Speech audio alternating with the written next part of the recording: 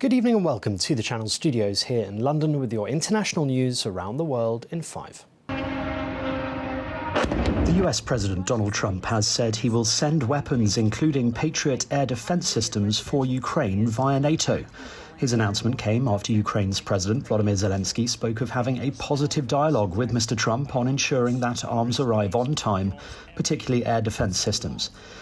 And this is pure terrorism. Zelensky said he had asked for 10 Patriot systems after a surge in Russian drone and missile attacks on Ukrainian cities in the past week.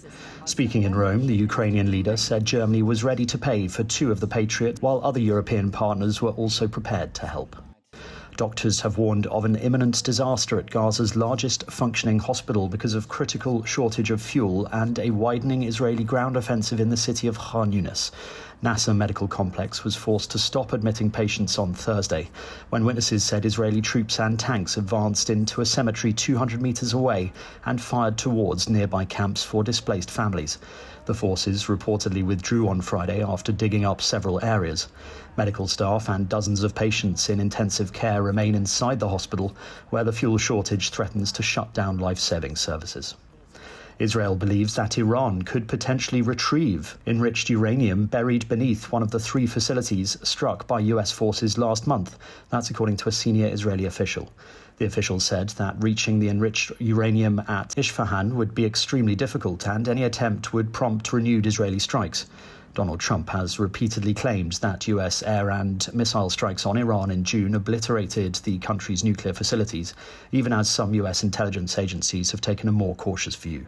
Iran denies seeking to develop nuclear weapons and says its enrichment of uranium is for peaceful purposes. There are reasonable grounds to believe war crimes and crimes against humanity are being committed in Western Sudan. That's according to the International Criminal Court at the United Nations Security Council.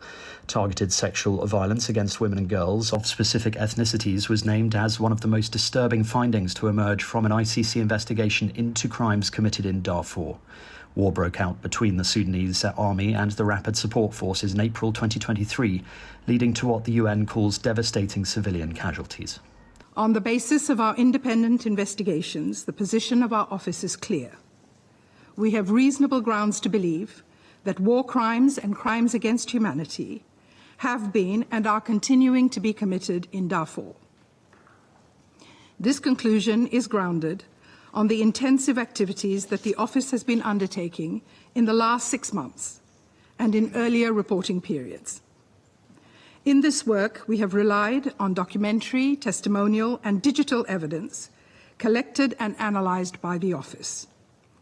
In the last 6 months, these activities focused in particular on crimes committed in West Darfur, and they have included repeated field deployments to refugee camps in Chad to engage with victim communities and to conduct witness interviews. A Texas firefighter asked if emergency flood alerts could be sent to Kerr County residents about an hour before the first warnings were received.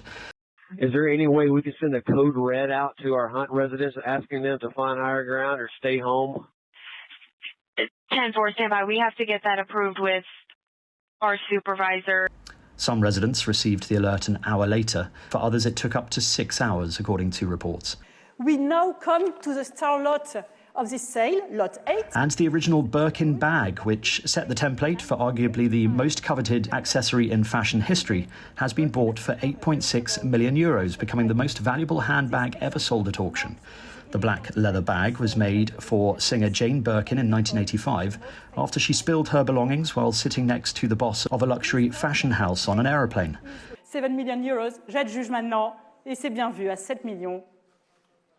The prototype he made was sold to a private collector from Japan, far surpassing the previous record.